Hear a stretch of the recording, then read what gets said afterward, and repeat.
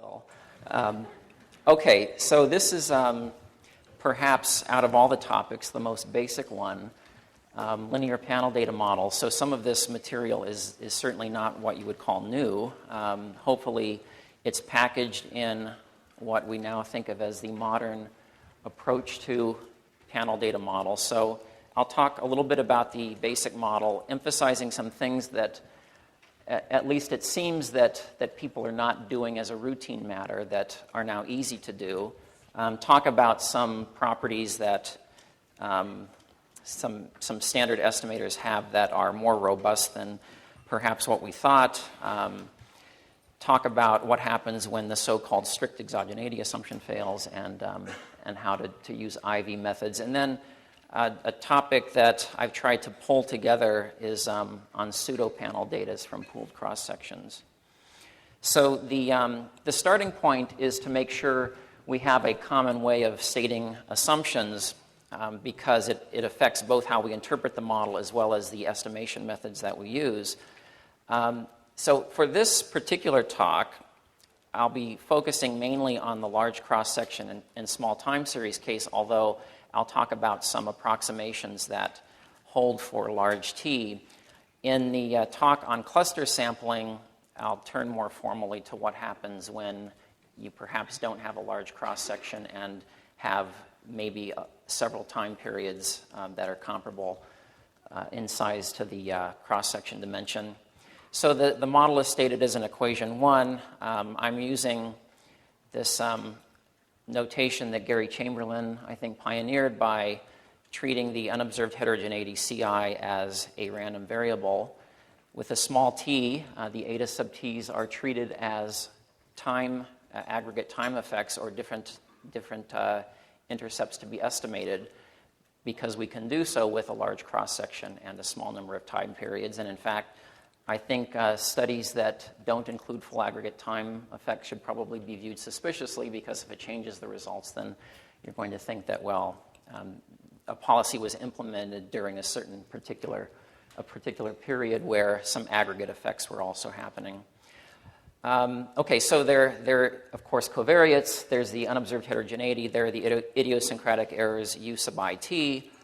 And probably the most attractive assumption to start with, at least if we're ruling out simultaneous equation models, is what has come to be known as the contemporaneous exogeneity assumption. And this is conditional on the heterogeneity. So it's that the idiosyncratic errors are, in the conditional mean sense, uncorrelated with the x's and the heterogeneity. Now this in effect defines what we're interested in, which is the regression function in equation 3, which is the conditional mean. So this makes it clear that we're interested in the partial effect on the outcome with respect to the x's, holding, of course, the other x's and the heterogeneity fixed. So this is really the equation that gives us the useful interpretation of the betas. And unfortunately, it's well known that the betas are not identified under this assumption. So you can't quite think of 3 as a definition because I've written it as a conditional expectation. But if we wrote it as, say, a linear projection, then it would be definitional. Okay? But the betas are still not identified unless we make some additional assumptions. So, of course, if we were to add the strong assumption that the x's and the heterogeneity are uncorrelated, then we're in business because we could identify beta just using a cross-sectional regression, right? We're just assuming away the problem by saying, well, there's this heterogeneity term that we're thinking of as constant over time, but it's not really correlated with the covariates anyway, so we'll throw it in the error term, and we don't even need a panel data set to estimate beta in that case. We could, of course, increase our sample size by pooling, but certainly we wouldn't need to. So I'm going to act, for the most part, as if we don't want to make that strong assumption because, of course, the power of panel data is that we can hopefully control for unobserved heterogeneity that is not changing over time. Okay, at least if we have enough variation in our covariates over time. So where do we go from there? What additional assumptions allow us to identify the betas? Well, a common one, and again, this is terminology that was really introduced by Gary Chamberlain, strict exogeneity conditional on CI, which you can call a latent effect or heterogeneity. And that's written in terms of the errors as equation 4. And of course, then you can see, looking at equation 5, what the real restriction is on the observable response variable y. It says that once you control for the unobserved heterogeneity and the x's at time t, whatever those are, those could be lags of other conditioning variables. None of the other x's in the other time period matter. Now, the real restriction here in most applications is that this implies that the x's in future time periods cannot be correlated with the errors, say, in this time period. So if you take that back to equation 4, you can't have it that the error term at time t is correlated with the x's at time t plus 1. I think we understand this shortcoming of that assumption fairly well, although in applications where you can actually estimate beta because you have time-varying x's, we owe it to ourselves and to everyone else, I think, to ask, well, why is it the x's are changing over time? Okay. If they're changing over time in a completely exogenous way, hence this name strict exogeneity, then this assumption is going to be reasonable. So if there's some policymaker out there ignoring what's going on with this particular response variable or things that might affect it, and is just setting the covariates or covariate, if it's a policy variable, essentially independently of everything else, then this assumption is a sensible assumption. But that's actually a fairly small fraction, I think, of the kind of applications that we use for panel data applications. Often the x's themselves are choice variables of whatever units we're talking about. And you have to wonder whether in any dynamic view of the world that it makes sense that somebody's choice of a variable at time t plus 1 is not going to be affected by the shocks that affected them in the previous time period.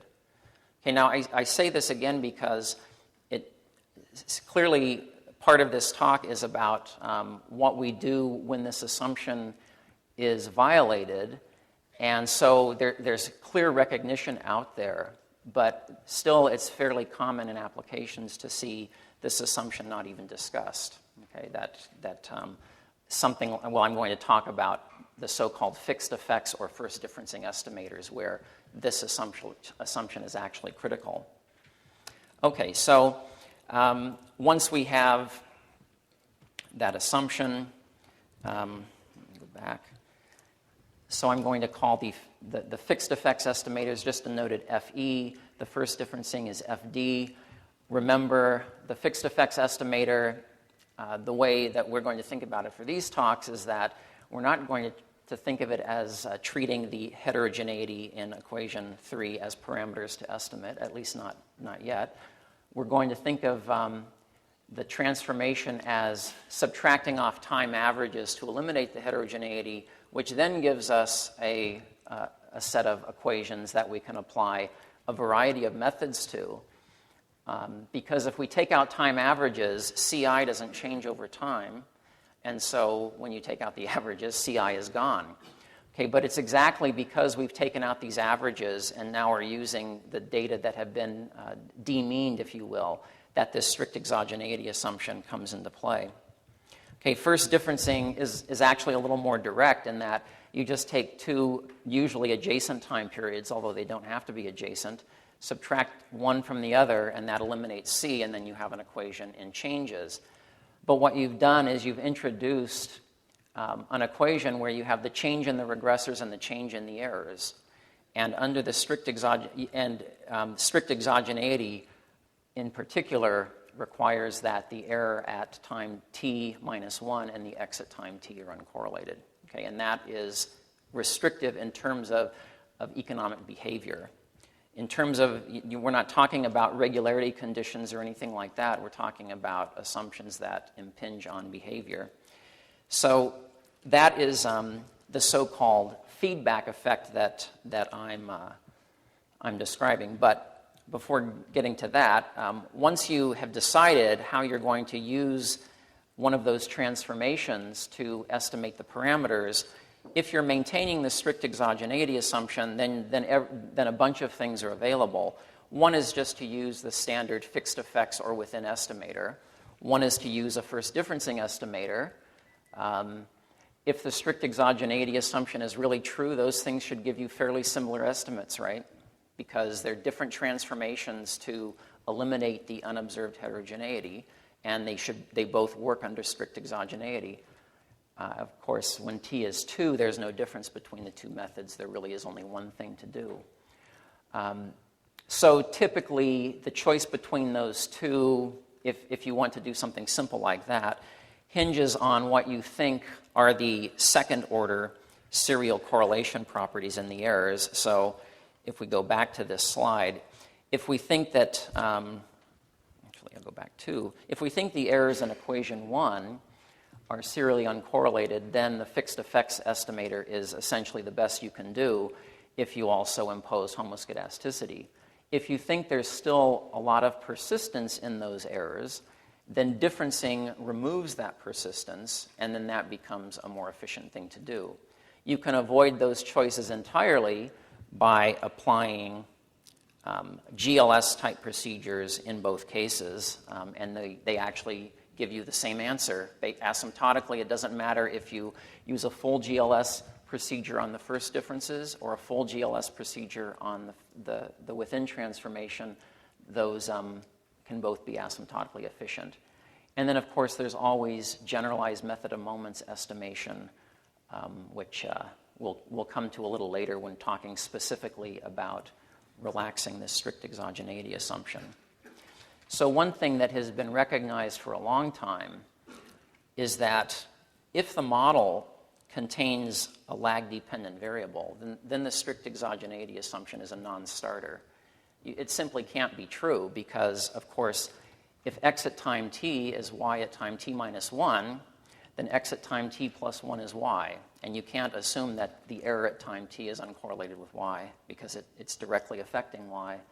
So most of the emphasis up until, well, probably about 10 or 15 years ago was on looking at models where explicitly there was a lag-dependent variable, and then how are we going to estimate the coefficient on that lag-dependent variable in the presence of unobserved heterogeneity.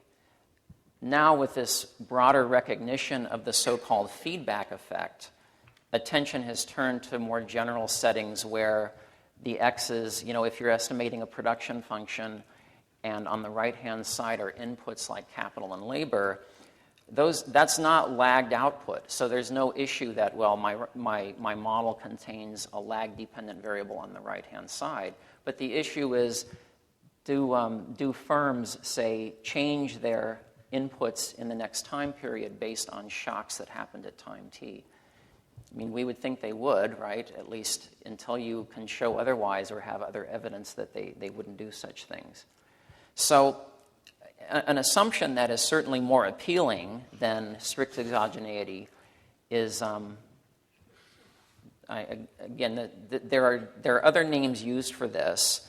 I'm using a term that was introduced by Gary Chamberlain a while back in the 90s called sequential exogeneity, conditional, again, on the unobserved heterogeneity. This label, I think, is preferred because actually Guido mentioned that there are all these notions floating around exogeneity definitions that primarily come from the Engel, Hendry, and Richard paper back in the early 1980s. Weak exogeneity, strong exogeneity. I couldn't even list them all, actually. Some people call this weak exogeneity. So if you're looking in the literature and you're trying to pull everything together, this is sometimes called weak exogeneity. But actually, that definition from its original source also restricts parameter dependence on the process that's driving x. And we don't really care what's happening we're not trying to model the X process unless, of course, it happens to be a lag-dependent variable. But in the case where we're estimating something like a production function, we don't really think of modeling the input process as a function of lagged output and other variables. What we're interested in mainly is coming up with ways to estimate the production function that would recognize this possibility of feedback effects. Okay, so so weak exogeneity adds some stuff that really, I think, just gets in the way. And sequential exogeneity basically says that the innovations are, well, uncorrelated, I guess is the sloppy way to say it, but with the x's dated at time t and earlier. Okay, so if we maintain the linear model, then equation 7 makes it pretty clear what the restriction actually is. And again, this is not as much of a restriction as it looks like because you just put other stuff in X until essentially it's true. So if you had enough time periods and you thought linearity was a good approximation, you could in effect make this assumption true. Whereas with strict exogeneity, there's no way to make it true in the sense that it depends on some behavioral aspects that you can't really control.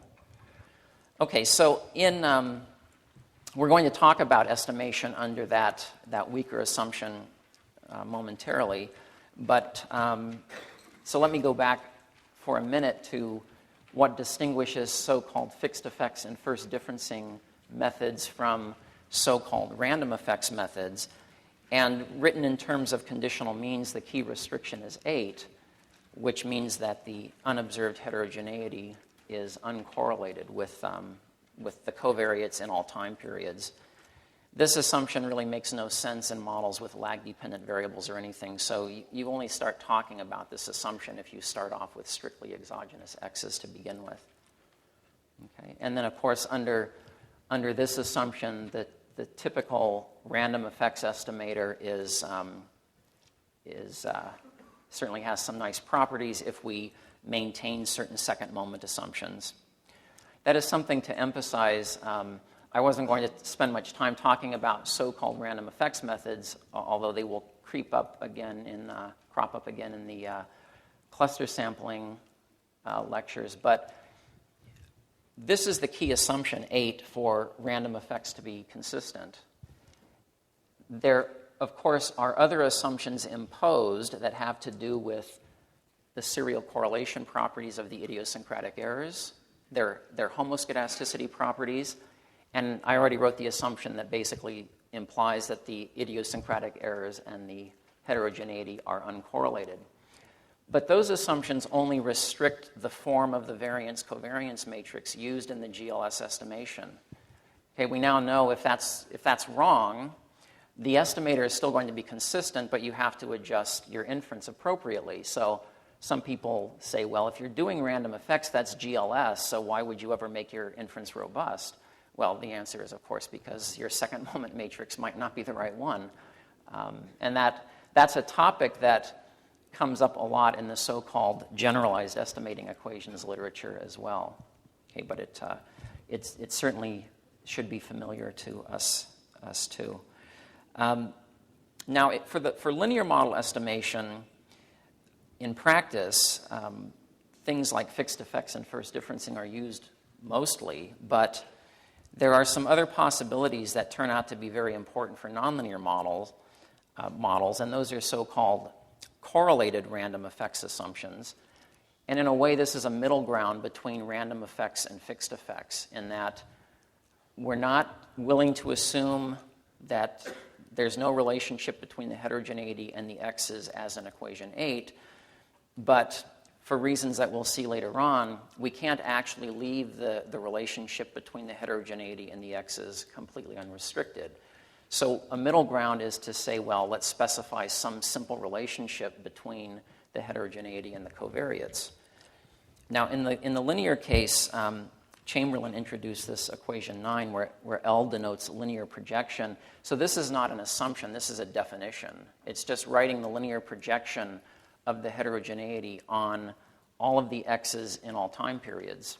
Okay? The reason he did this is because if any of those second moment assumptions fail that I was talking about, so if any of those second moment assumptions that I mentioned are violated, you can get more efficient estimators by using this linear projection procedure and then using so-called minimum distance estimation. The Mundlach discussed a more restrictive version of this assumption in terms of equation 10, which is stated as a conditional mean, so that's certainly a restriction, and then simplifies things by saying basically the x's get all equal weights in this representation in equation 9. This conserves on degrees of freedom and can actually be somewhat important for nonlinear models. One thing that's interesting is if you plug this representation in to equation 11, you get equation 11, and then if you apply, say, just pooled OLS on this, recognizing that the new error term by construction is now uncorrelated with everything on the xit and the xi bar, then this actually equals the fixed effects estimator. It's also true if you use Chamberlain's representation, oddly enough. This is actually fairly easy to show using the so-called two-step projection theorem. But the point is that taking this approach in the linear model doesn't lead anywhere differently from just the usual fixed effects estimator. Okay, when you plug it in and then do, say you're going to analyze equation 11. So we will see this somewhat later on when we talk about the some nonlinear models. Equation 11 leads to fairly simple so-called Hausman tests for comparing random effects and fixed effects. And one thing that probably everyone's aware of this, but since Stata, when it does this calculation, gets it wrong, I'll assume that maybe there are a few people in the room that aren't aware of this. And that concerns what the proper degrees of freedom are in computing the so-called Hausman test, which compares random effects and fixed effects. And this isn't so obvious because it has to do with the aggregate time effects. So in models where you have aggregate time effects, there's nothing you can do to compare random effects and fixed effects for those particular coefficients. Okay, the only coefficients that you can compare are on variables that change both across individual as well as across time. So in equation 12, where I've separated things out into aggregate variables, GT, time constant variable Zi, and then the WITs, which are changing across both indices, you can only test the coefficients on delta. Okay? And if you apply packaged programs, it will include the estimates on the aggregate time effects, and this is why you sometimes get negative test statistics, because there's this degeneracy in the test statistic that isn't readily apparent until you actually do fixed effects and random effects on just aggregate variables and see that they're identical. Okay, it doesn't come out so clearly when you add extra controls. So that's one comment. The other comment is there still seems to be a little misunderstanding about when the Hausman principle actually applies, and it's commonly stated that you should have an estimator that's consistent and efficient under the null hypothesis, and then an estimator which is consistent but not efficient under the alternative. Well, that certainly was the original motivation, but these days we recognize that if you impose that efficiency condition on one of the estimators, what you're doing is you're adding assumptions under the null hypothesis that you really can't test anyway, not with that particular test statistic. So the Hausman test statistic has power against the alternative that 8 is not true. It doesn't have any systematic power for testing whether the other random effects assumptions are true. That is, that there's no serial correlation in the UIT, or that those are homoscedastic. The traditional statistic maintains those under the null, but they're not testable based on the use of the Hausman statistic. There are other ways to test those assumptions, of course, but rarely are they tested these days because we like to use things like fully robust standard errors, right? So in the case where you have a large cross-section and a small number of time periods, there's really little excuse to not use the so-called cluster robust standard errors now, because they allow for any kind of serial correlation pattern and any kind of heteroscedasticity pattern.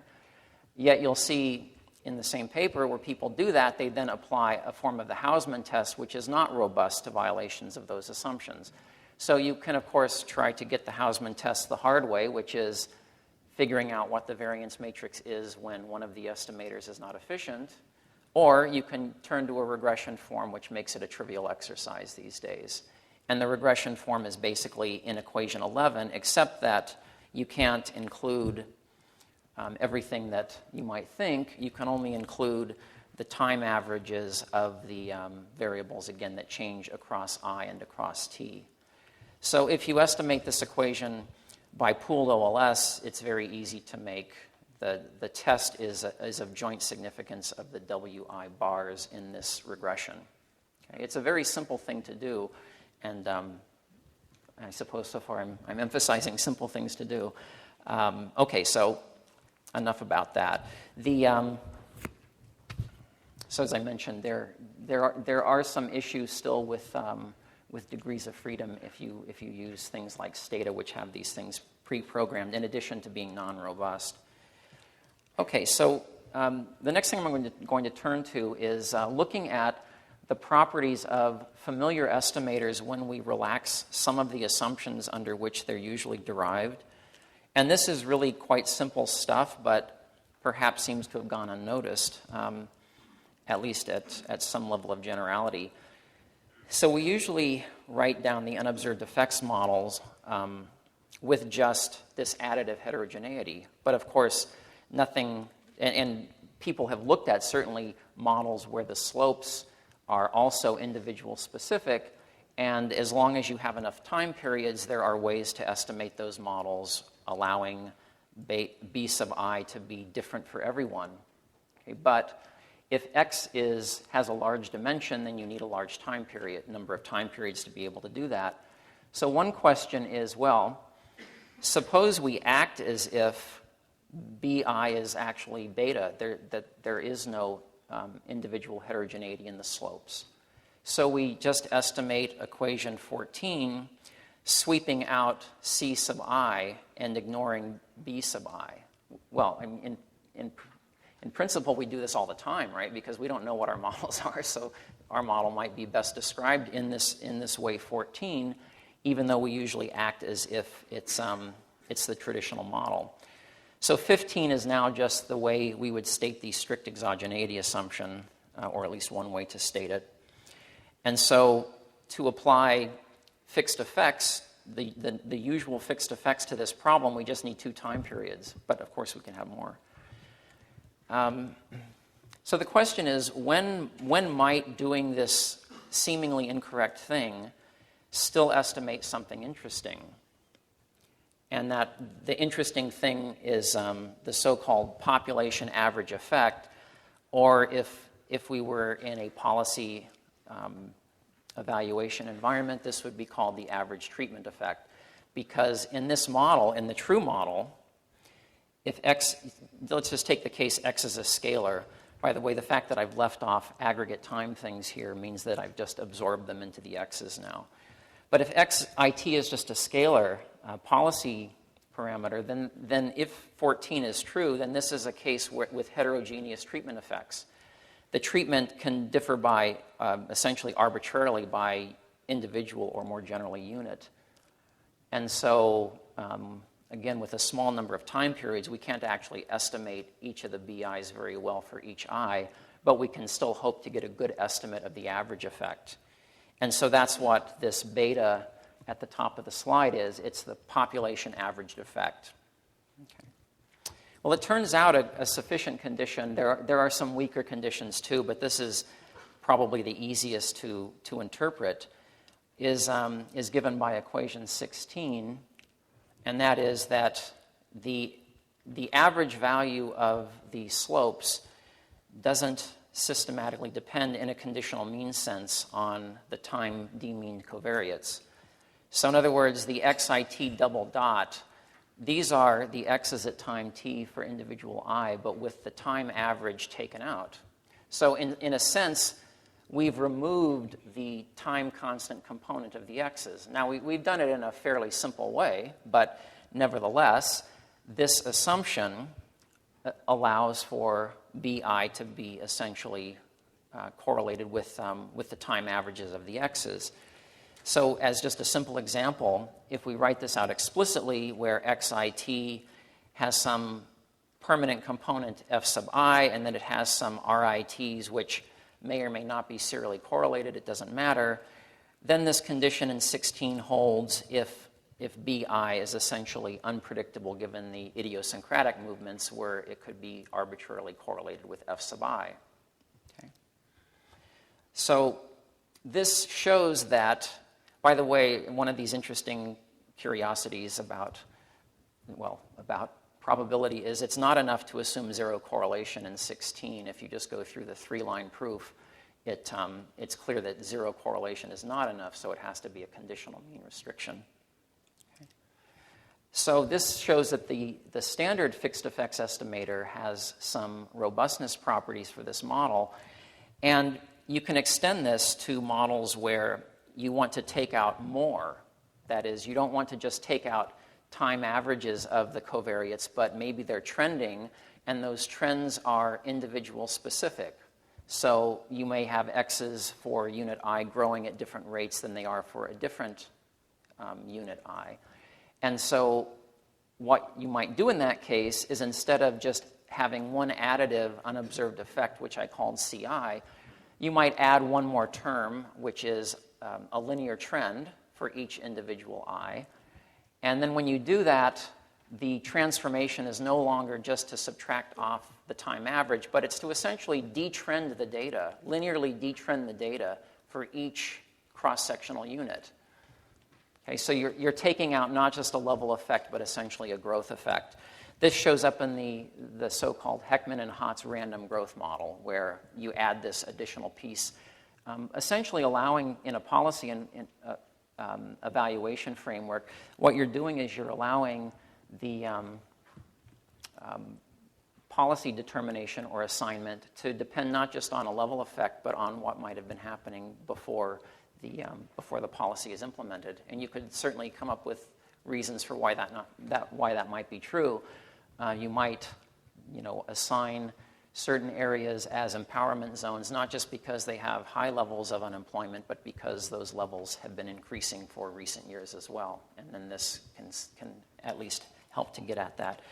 So if you write that in equation 17, where again these WTs are deterministic functions of time, the dimension is restricted, of course, by the number of time periods we have, then the result still carries over.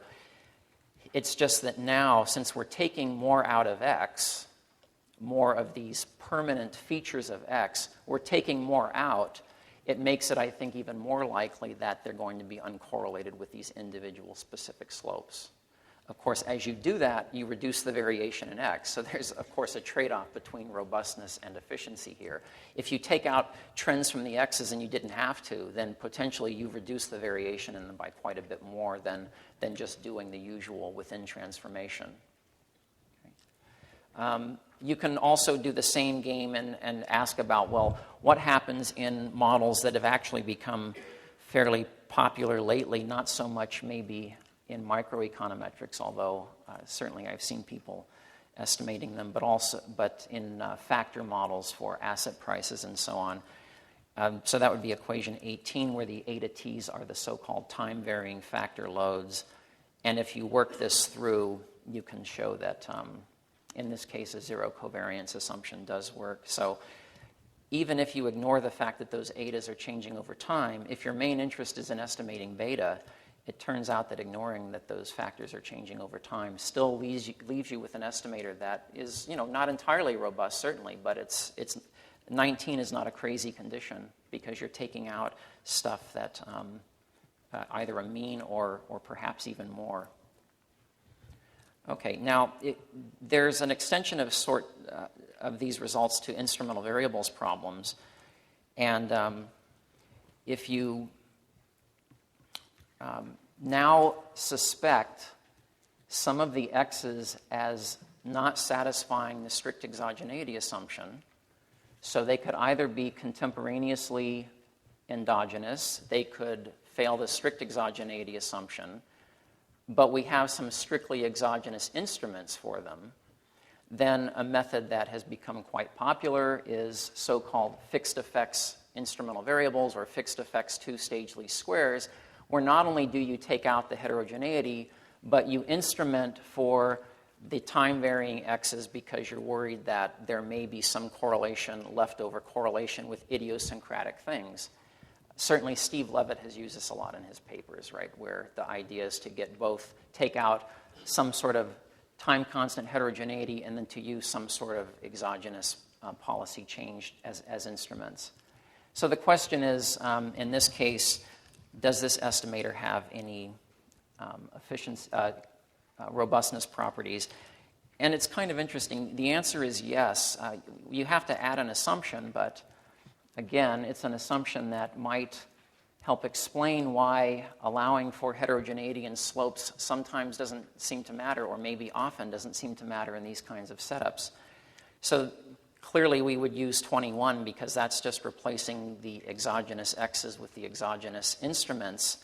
And then the additional assumption is 22, which is an assumption on the conditional covariances. So the key thing about this assumption is that it doesn't actually restrict at all the correlation between the slopes and these d-trended or d-meaned x's. That's allowed to be completely unrestricted.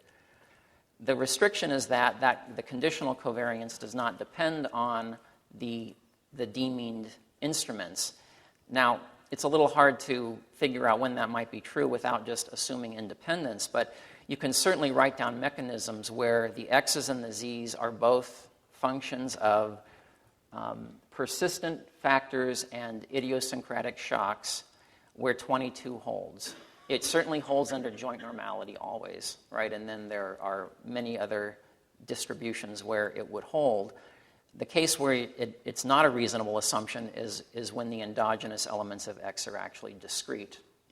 So this is actually related to a result that I showed in a cross-sectional context about robustness of the standard IV estimator in the context of random coefficients, but it doesn't apply to cases where there are heteroscedasticity, and it doesn't apply to discrete outcomes.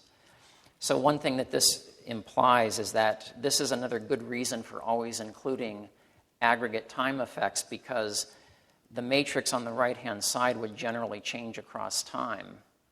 So this covariance term, but that can be cleaned up by putting in the aggregate time effects, and then applying fixed effects instrumental variables consistently estimates the average effect, okay, even if these BIs are changing across individual. So these are results in some ways that say, well, doing what we usually do is more robust than maybe we understood. And of course, as econometricians aren't so necessarily happy about these sorts of things, because you're supposed to be coming up with new ways to solve problems, not old ways. Okay. So let's turn more explicitly to the problem of how do these estimators behave without the strict exogeneity assumption. And again, this is something that has certainly been well known for the dynamic model for a long time. There's a paper by Nickel that in fact establishes exactly what the probability limits of the so-called fixed effects estimator are in the case where you have a single lag-dependent variable and you estimate it by fixed effects, or the so-called within estimator. And the bias is on the order of t to the -1. As it turns out, it's a fairly straightforward proof to show that this is a general feature of the fixed effects estimator, provided we maintain the so-called contemporaneous exogeneity assumption. So these representations don't work in the case where u at time t is correlated with the x's at time t. These work in the case where a time series regression would work, that is, where the x's at time t are uncorrelated with the errors at time t.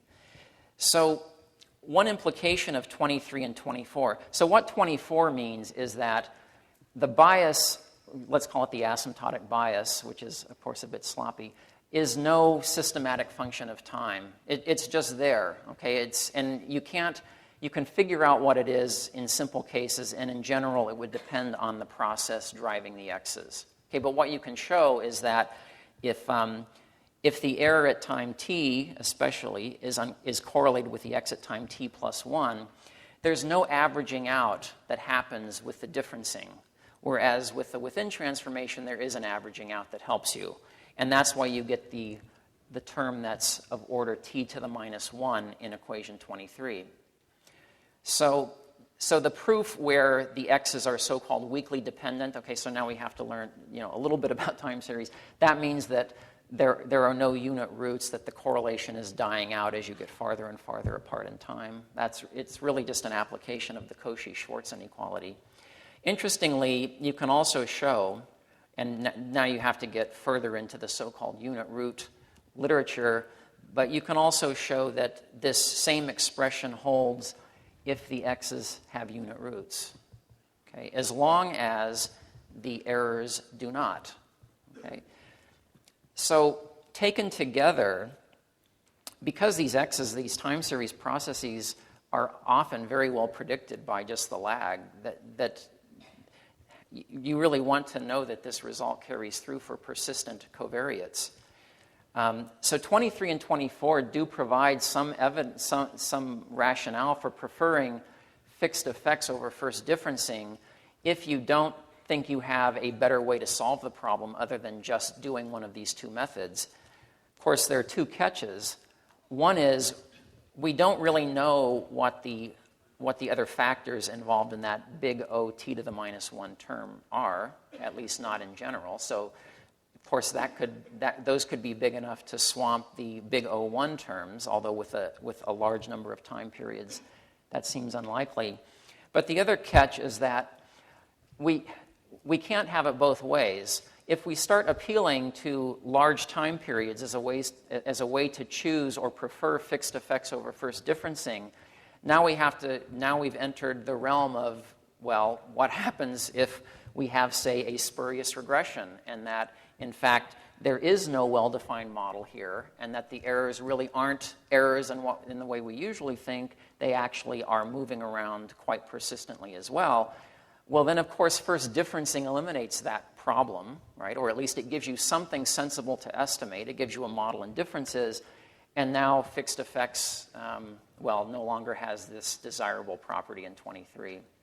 So it's always difficult to know what you're going to do if you do fixed effects and first differencing and they give you very different estimates. Okay, you shouldn't just choose the one you like best, right? Well, you can and then pretend you didn't do the second one, but the same conclusions actually hold for instrumental variables. So because so with small t, of course, you're going to be worried that both of these estimators might have a bias. Okay, and so what can you do about that? Well, you can apply methods that we'll talk about in the next section, but there are some simple things that can be done. And this really comes back to this idea that we should ask, if the x's are changing over time, why are they changing? Is it a completely exogenous thing, or can we find a simple way to actually see whether they're changing in response to what's happened to the response variable? So a simple test, and this is just proposed in my MIT Press book, but I wanted to put it down because the couple of times I've tried it, it's rejected the strict exogeneity assumption, and one wonders if this wouldn't often be true, is to simply say, well, we're really checking whether the lead value of the x's, or at least some of the x's, which I put in WIT, maybe there's just one x that we're concerned about. You just lead that one period as long as you have more than 2 time periods, and you estimate the resulting equation by fixed effects, or first differencing, and the estimate of delta should not be statistically different from 0. And it shouldn't be large in an economic sense either. If you try this with, say, union membership or marital status in a wage equation, forget it. There's clear evidence that union status at time t plus 1, in the few data sets where you might actually have variation in union status, seem to clearly be reacting to shocks in earnings in the previous period. So fixed effects estimates or first differencing estimates, if they give you fairly different answers, there's a story why. Okay? It's not a story for which one you prefer, except this previous story I gave, but it is a story for why the economic differences might be fairly large. Just on this slide, let's see, I added a comment on how it's also easy to test for contemporaneous endogeneity, and I'll probably just skip over that. It's, again, one thing to emphasize here is that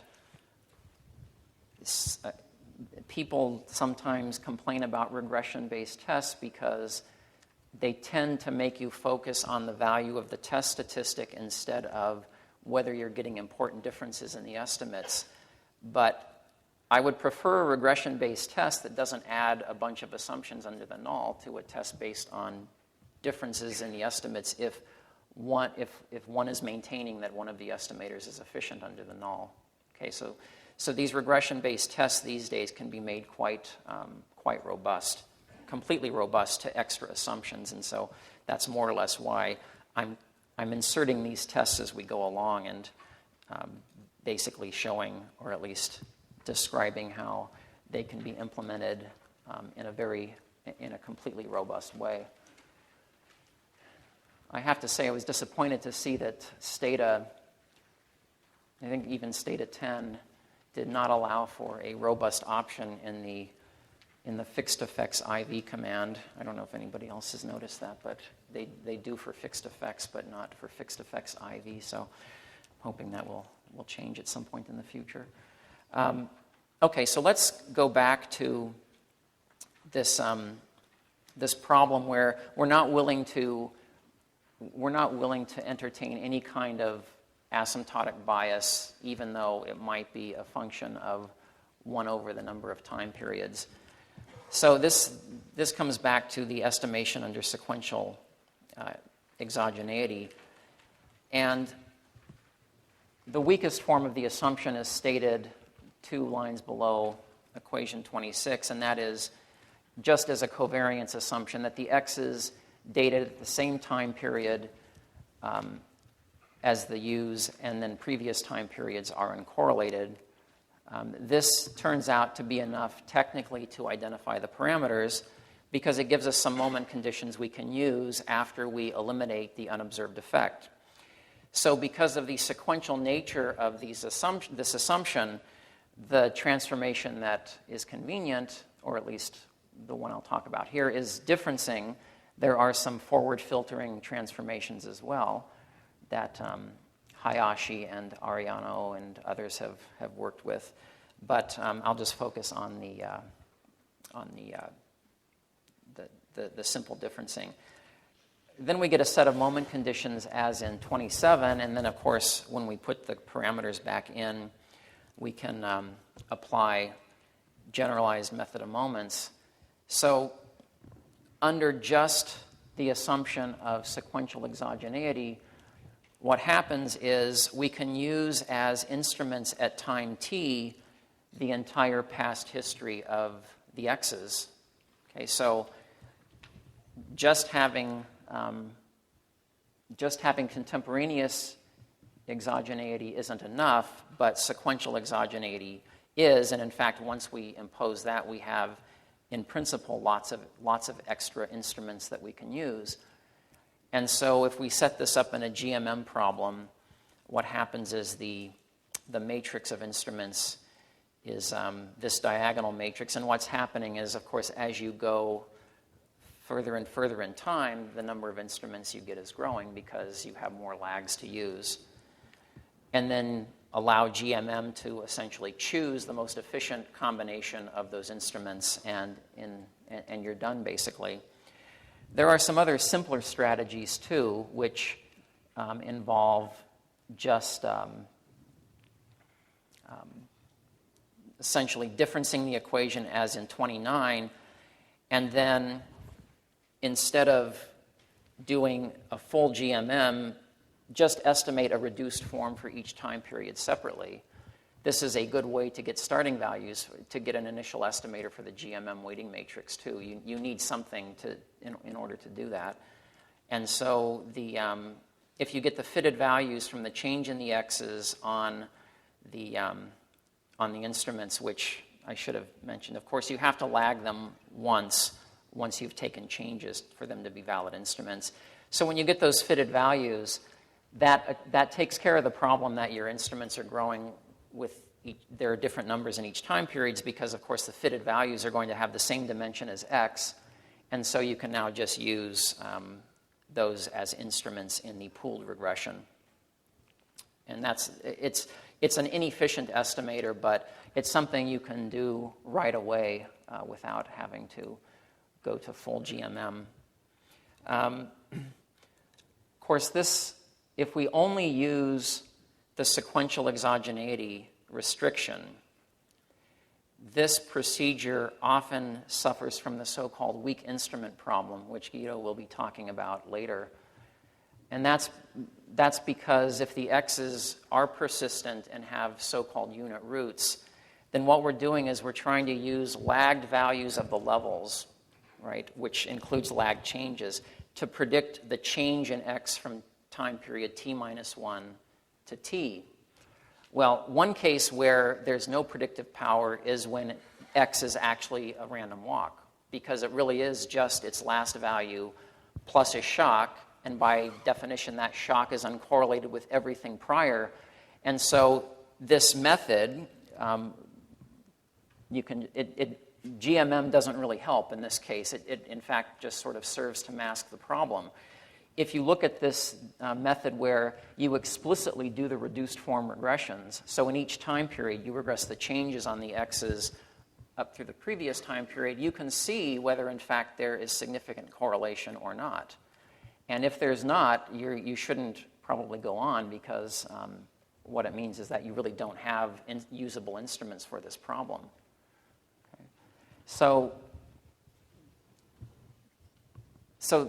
that certainly has been noticed in models with lag-dependent variables when the coefficient on the lag is close to 1, so that you have a unit root in the model itself, or close to 1.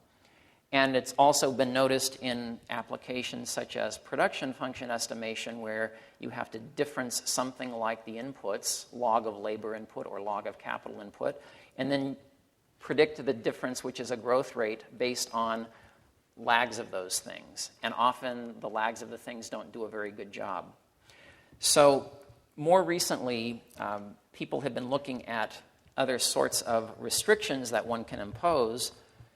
And one restriction would be in equation 30, which is much stronger than just saying the u's are uncorrelated with current and past x's. You can write it in two different ways. It says that u's are also uncorrelated with past y's, or that u's are also uncorrelated with past values of itself, okay, which imposes a no serial correlation assumption in the original model. So one would hope that if you're going to add an extra assumption like that you would get more out of it, and you certainly get more by way of moment conditions.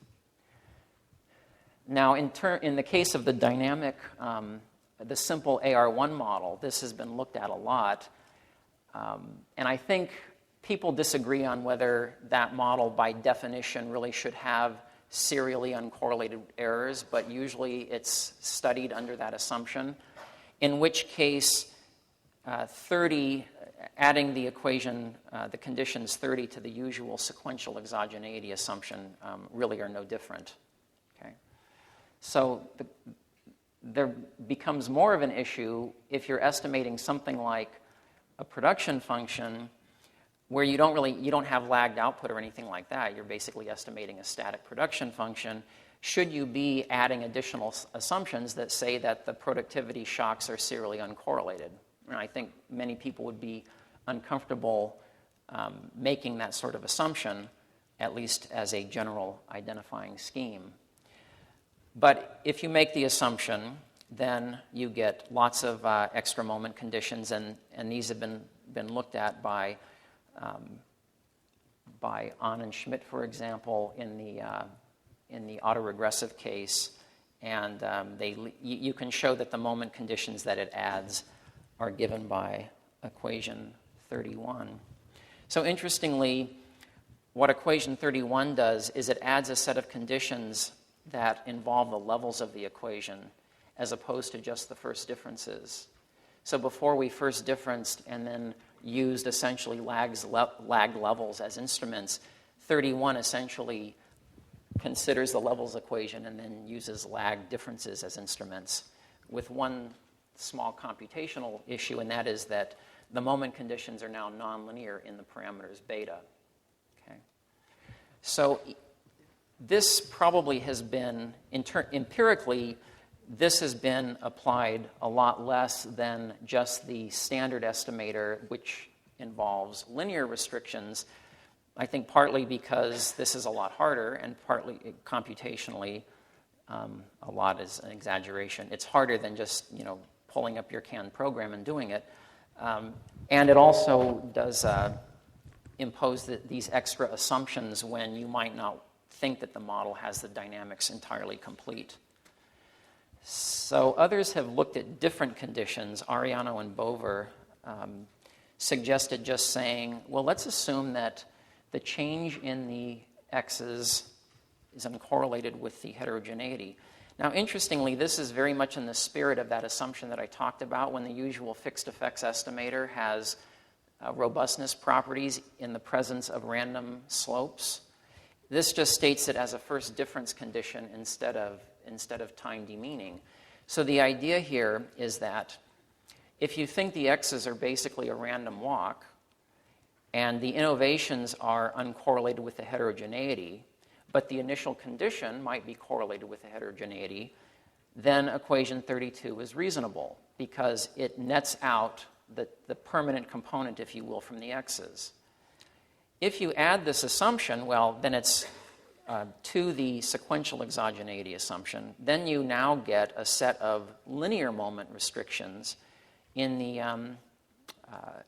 parameters. So you get 33 in addition to the moment conditions that we already had. Now this, as it turns out, works pretty well. Okay, Blundell and co-authors have used this for exactly the problem of estimating production functions. And if you just use the initial sequential exogeneity restrictions, you get very imprecise estimates, which reflects this weak instrument problem. On the other hand, if you add these equations in 33, suddenly it ties things down much more tightly. Of course, you've added some assumptions. And just as I mentioned, when talking about the robustness of the fixed effects estimator, that's hardly for free. This assumption 32 is hardly for free. Okay, but if you are stuck with a case where you can't learn anything using the weakest set of assumptions, you might be willing to add something. In the case of the simple dynamic model, Blundell and Bond actually showed that this condition that was generally used by Ariano and Bond could be distilled into one extra assumption. Okay? And the extra assumption, I'll just go to the bottom line, is basically given by equation 39. So this random variable Ri0, if you assume that at time 0 the process is in its steady state plus some departure from that, so the steady state is Ci divided by 1 minus rho, and then plus this deviation from it, Ri0. Blundell and Bond basically showed that these extra moment conditions are the same as assuming that the deviation from the steady state is uncorrelated with the steady state. Okay. So, when you start imposing restrictions on steady states which are untestable, you might wonder whether you should continue. But as I said, there's no question that the additional moment restrictions that it adds, which are linear in the parameters, have been shown to help a lot, both in simulations and in empirical work. The more supportable conditions, which impose, in this AR1 model, which impose these nonlinear restrictions, have been used very little, even though they are less restrictive. So in a sense, this probably has won out because of simplicity, at least in terms of the estimation. And it's fairly transparent in the AR1 case. Okay, so of course, even though a lot of the theoretical work has been on the very simple AR1 model, in practice, you might want to estimate models that have both a lag-dependent variable and some other covariates. And an example of that would be in equation 40. Now, again, if the ZITs are actually changing over time, we might sensibly ask whether they are strictly exogenous. But it's fair to say that most of the time when we look at equation 40, our eye would be taken toward the lag-dependent variable as the first thing that we should be worrying about, because it clearly is not strictly exogenous in this equation. But whether the other covariates are or not is an empirical issue. The other one is not an empirical issue, okay, that it can't be strictly exogenous. So the methods that I just talked about can be applied to this case as well. The easiest thing is to difference and then to start counting moment conditions and decide which ones you're going to use. If the Z's are in fact assumed to be strictly exogenous, then it gives you lots of extra potential moment conditions, right? Because by definition of strict exogeneity, they are uncorrelated with all errors in all time periods. So in principle, you could add just a ton of moment conditions. In practice, I think, in fact, the Ariano and Bond approach generally would just use the changes in the ZITs as instruments for themselves, okay, instead of trying to add on these extra orthogonality conditions. There's an example that's covered in a bit more detail in the notes, just to see what happens in a simple example. They are data on airline routes in the United States for a 4-year period, 1997 to 2000. There's not that much information, except there is a concentration ratio for the routes there. And so these estimates that are reported at the bottom of the slide they're actually the estimates on the lag-dependent variable, even though one might be interested in the estimates on the concentration ratio as well. The dependent variable is the log of the airfare between the two points. With 4 time periods and a lag-dependent variable, you difference once, and then you have 2 time periods with which to work with. And you can see that clearly doing OLS on the first differences when you have a lag-dependent variable is shown. This example pretty much shows that's a bad idea. You get a negative estimate. If you implement that IV procedure that I mentioned, where you regress the change in the lag-dependent variable on changes t minus 2 or earlier, you get a more sensible estimate. And if you implement the Ariano and Bond GMM estimator, which essentially uses the efficient weighting matrix, you get a higher estimate and a lower standard error. So that's, of course, what you would hope from a procedure that is supposed to be more efficient. You can look in the notes for what happens to the coefficient on the concentration ratio, the route concentration ratio. Again, in that case, you do get a more precise estimate using the full GMM procedure. Okay, there is something interesting that happens with the large sample properties. It wouldn't be applicable in the example I just talked about because it has to do with when the number of time periods is getting large with N, and Ariano and Alvarez show that the GMM estimator that accounts for the particular structure of serial correlation that's induced by the first differencing does have some desirable properties as the number of time periods grows along with the cross-sectional sample size. Okay, the last topic I'm going to talk about is analyzing so-called pseudo-panel data sets, which are constructed from pooled cross-sections. And I should say, in looking through the recent literature, it seems that there are really only a couple of estimators being used, but they're analyzed from every possible angle you can imagine.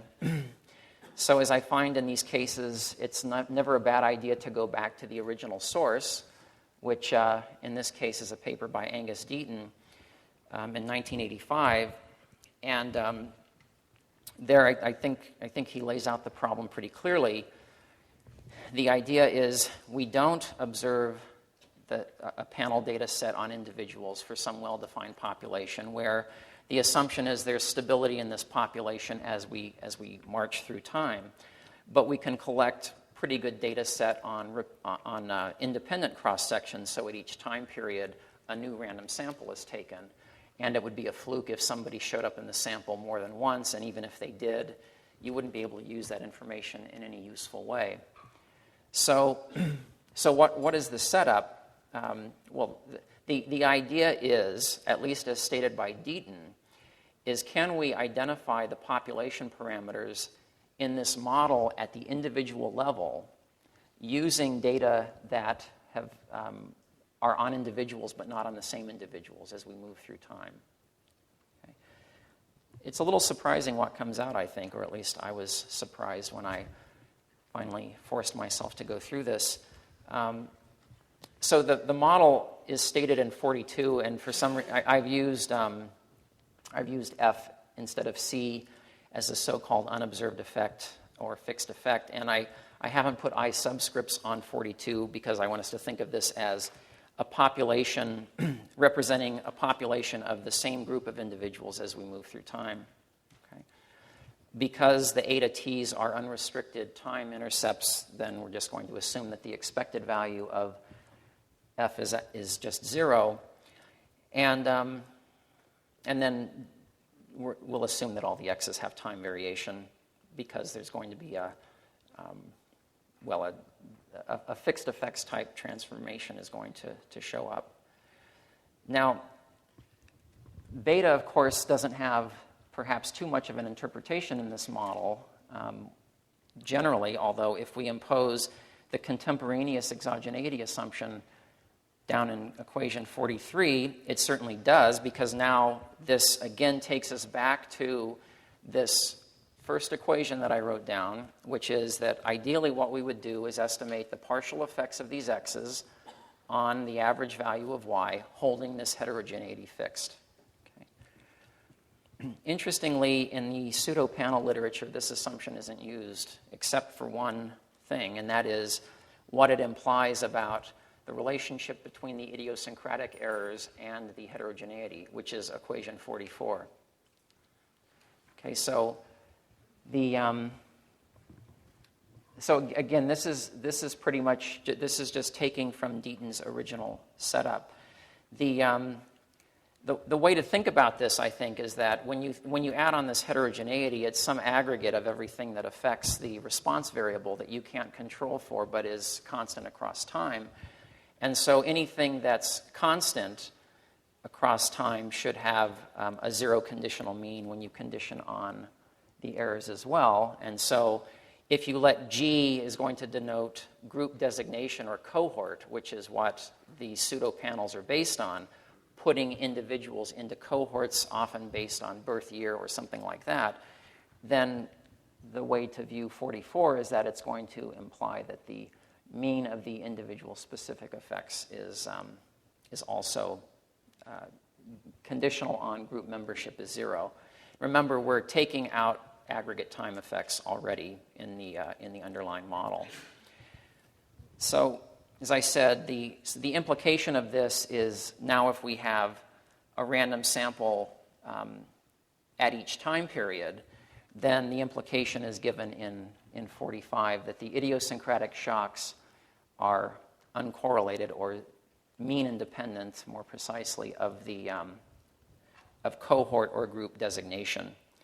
So the idea is to divide the population up into cohorts. Again, year of birth is a common one to use.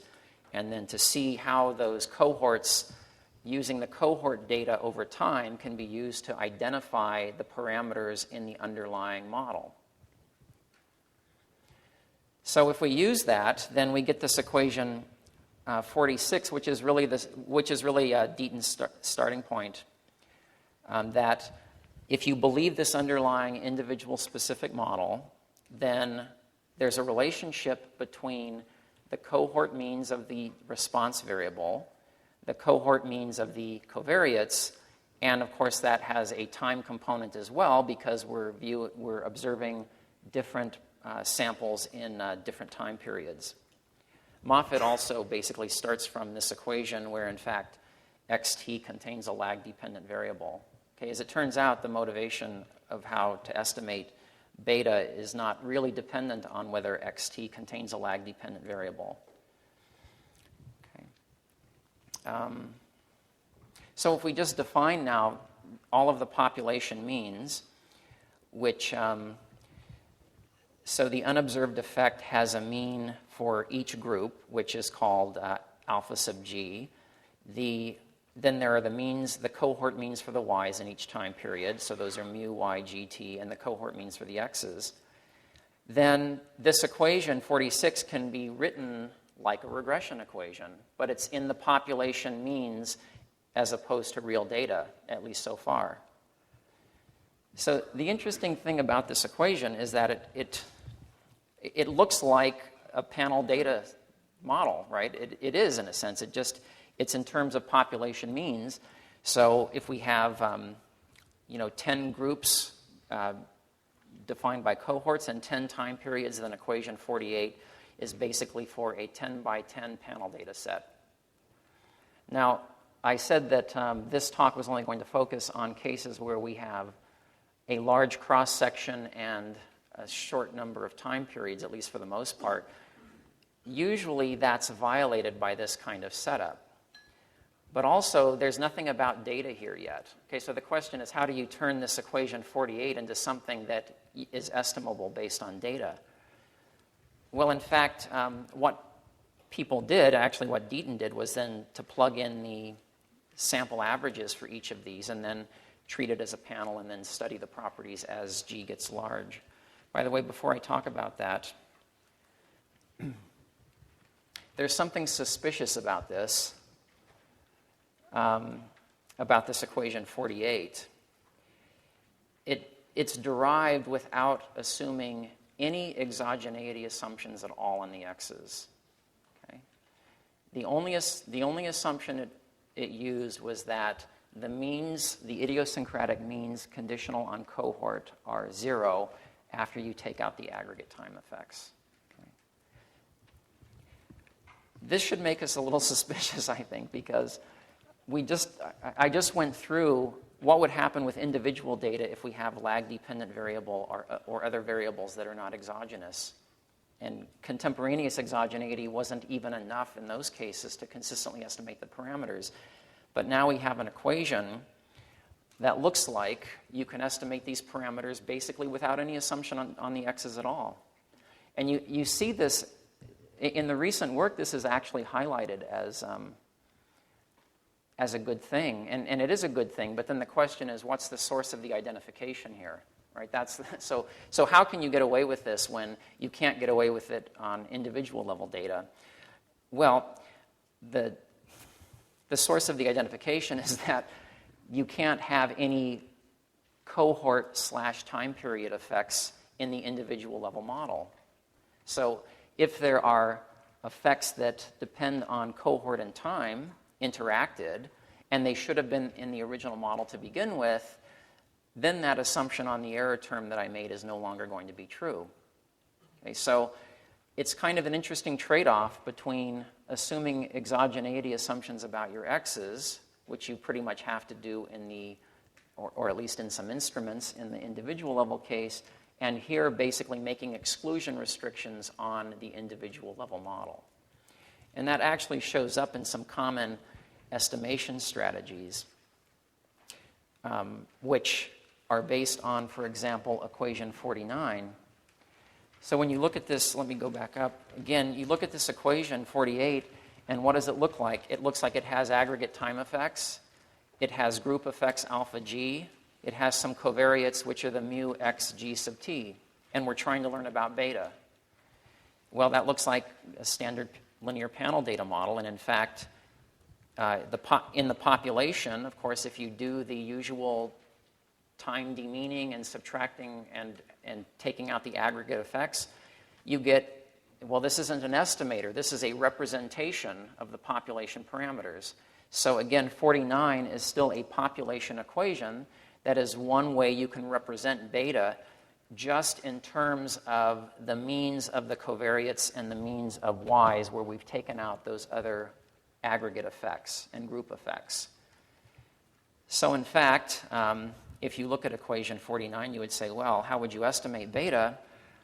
Well, let's get the cohort or group time period means for each GT pair and plug them in, and that becomes an estimate of beta.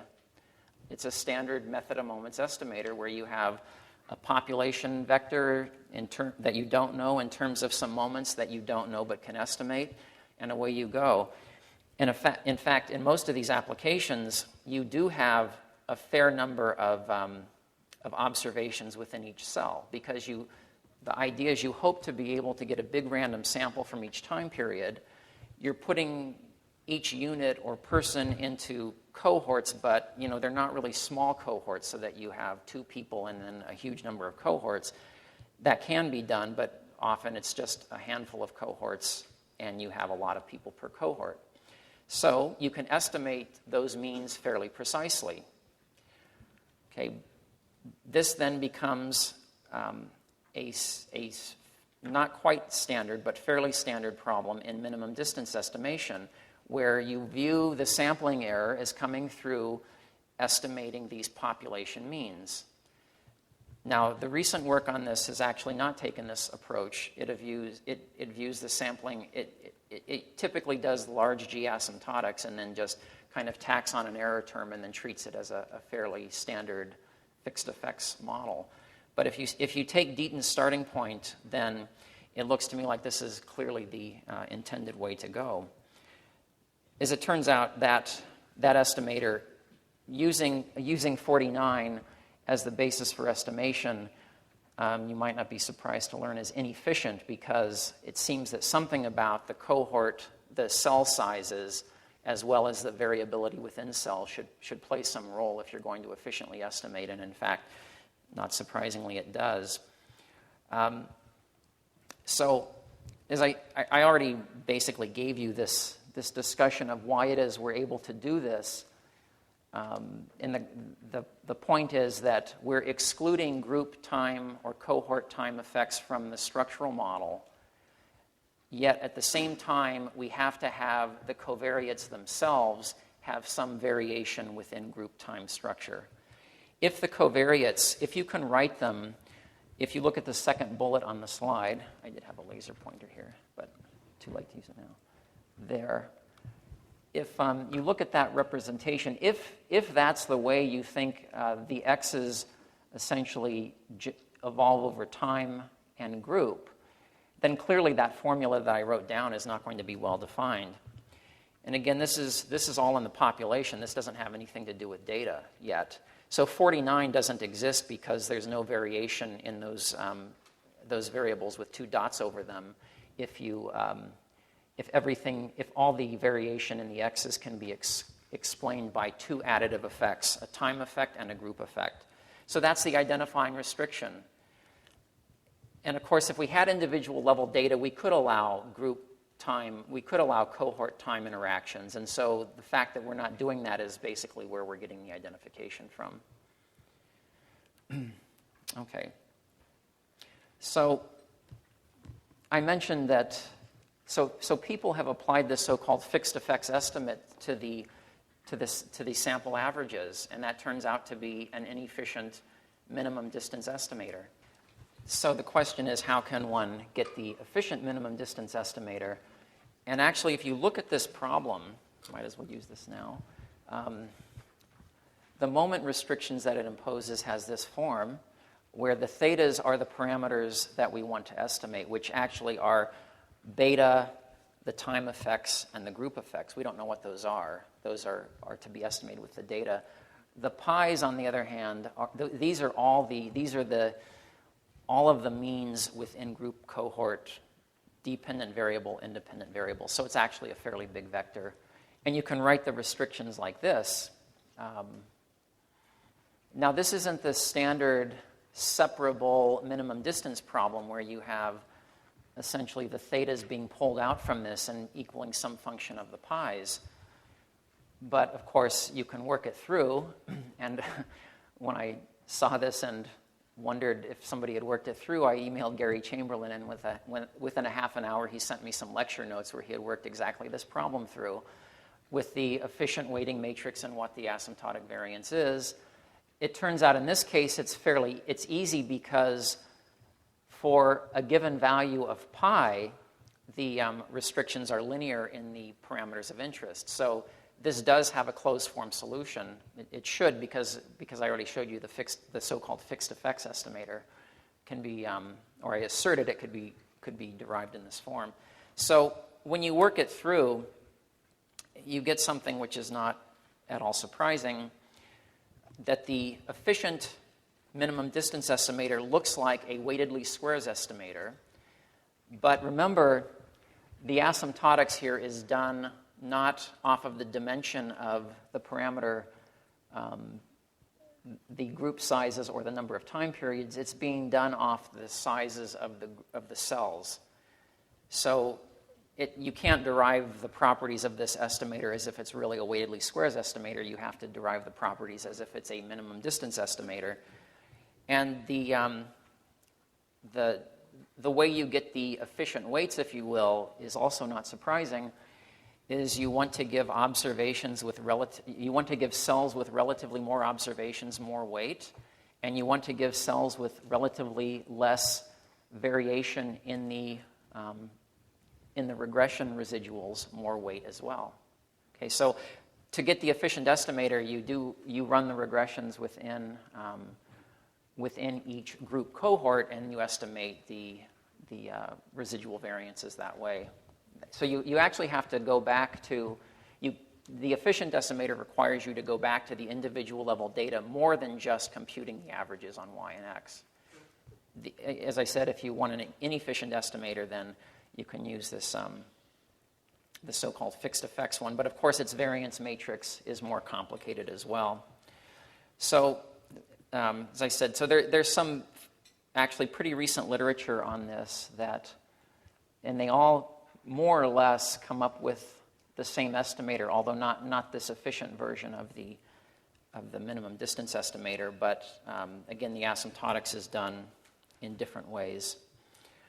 So let me just spend the last couple of minutes discussing the Deaton approach to this problem, except with the only exception that the sampling is assumed to be large cell sizes without trying to do the fiction that somehow the number of cohorts is getting large. Because, as I said, if you believe the identifying restrictions, then it changes with very little modification if you have lag-dependent variables. The only difference now is that if, as in equation 52, you have y on the right-hand side, you really don't have as many moments to estimate as you originally thought you did, because one of the moments is from a previous time period. So it's very easy to adjust the set of moment restrictions so that you don't get this degeneracy from basically estimating the same moments a couple of times. The other thing that's interesting about this is that you can extend this to fairly common extensions when you have individual level data. So if you wanted to add if you wanted to look at the so-called random trend model that, as I said, has been used more and more, especially with more than a few time periods, then all that does to the moment conditions is add another term, which of course is a linear time trend. Now you have more parameters to estimate, But remember, you have a huge number of, hopefully, of observations and moment conditions to do that. And then, again, I mentioned these models with time-varying factor loads, which would be in 55, and then you would get the moment conditions in 56. So again, there are more parameters added, and one might ask whether there's really sufficient variation in these moments across cohort and time period to be able to get precise estimates. I think the answer is generally no, but it is the method that is implied by this framework. As a comment, I'm not really, I haven't seen what I would call a completely honest simulation of these methods that has aggregate time effects, allows for group effects, and then generates the data in a way that doesn't rig the results so that it's going to work well. So I think this is still waiting for a fairly honest evaluation. So the last thing that I'll leave you with, I know I'm supposed to be answering questions and not asking them, but just to show you that maybe somebody who thinks about these problems a little differently should weigh in. Surely in many of these cases, we're willing to assume at the individual level that some of the x's are exogenous in the very weak sense that they're uncorrelated with the idiosyncratic errors. The methods that have been used up to now in this literature don't use those assumptions at all, okay, which is, again, so you're trading off these different identifying restrictions. But if you're willing to make some assumption that you have some set of z's that are exogenous, it seems like you should be able to use that information. And one way would be to use as an equation 57, where you're just basically saying that this vector of z's is exogenous in the sense that they're uncorrelated with the idiosyncratic errors at time t. If you look at that equation, potentially there are a bunch of extra moment conditions there that should help to estimate beta. But the question is what you do with the very last term, as it turns out, because that's the one you need restrictions on to do this. So I will stop there, and I'm afraid right 1 minute over or something, but if there are any questions, I'm certainly happy to field a couple.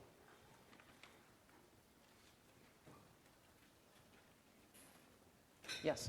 Can you talk a little bit about selecting the optimal group size? A lot of it depends on having enough observations in each group times cell. So if you have really a small group, then it's almost similar to having individual level data. But if you have larger groups, there's probably some trade-offs. I was wondering if you could talk about those trade-offs and how you select the right group size. Yeah, I don't think there's a lot of evidence on that, actually. Clearly there is some trade-off there, because yes, if you do choose a large number of groups, then it makes much more sense to treat it as if the resulting model is a panel data model. And then what usually is done is the sample means are viewed as having measurement error in them, and then you try to come up with a way to solve that measurement error. But the solution that's been offered in those cases basically is to use cohort time dummy variables as instrumental variables. And that leads exactly back to that inefficient fixed effects estimate that I wrote down. So I don't know generally how one does that. Clearly, if you want to treat this in a framework where there's a clear answer to the efficiency question, is what's the most efficient way to use this structure, then that's arguing for larger group cell sizes. But of course, the more you do that, the less variation you're going to have in those cells. So I unfortunately, I think that's kind of an open question. And part of that could be answered with a simulation study that, again, allows for all the features that are evident in empirical work.